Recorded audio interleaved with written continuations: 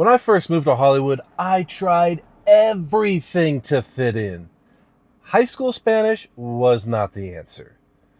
When I first got to California, I didn't know anybody. I wasn't much of a sculptor yet, and I'd basically left everything and everyone I knew behind to work in the movie industry. Now, people imagine Hollywood as red carpets, movie stars, and bright lights. My Hollywood?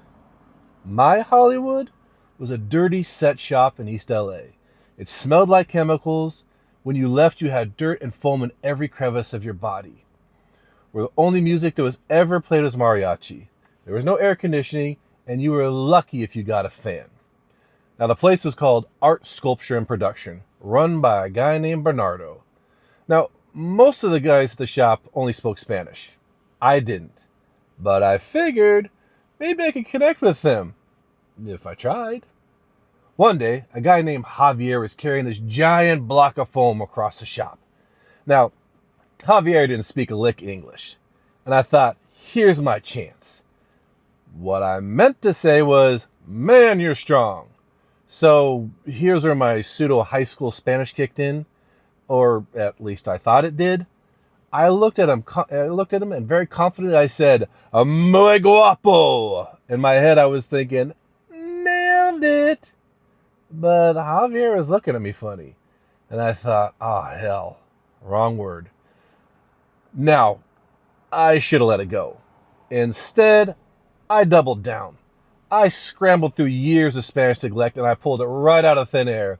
With all the confidence in the world, I said, muy gordo. Now I'm thinking, whew, damn, that was close. But Javier still didn't say a word.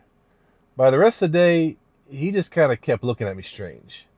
Finally, one of the guys who spoke both English and Spanish walked over and he said, Javier wants to know why you called him handsome and fat. Yeah. Turns out, guapo means handsome and gordo means fat. Neither one of them means strong.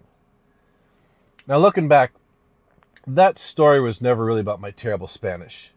I was just a kid who left everything behind, and I was just trying to find a place I belonged. If one thing didn't work, I'd try something else. That's what people don't always understand about chasing a Hollywood dream. There isn't one path. Everybody finds their own way. Mine just happened to start in a dirty set shop with mariachi music playing all day, and me accidentally calling my coworker handsome and fat.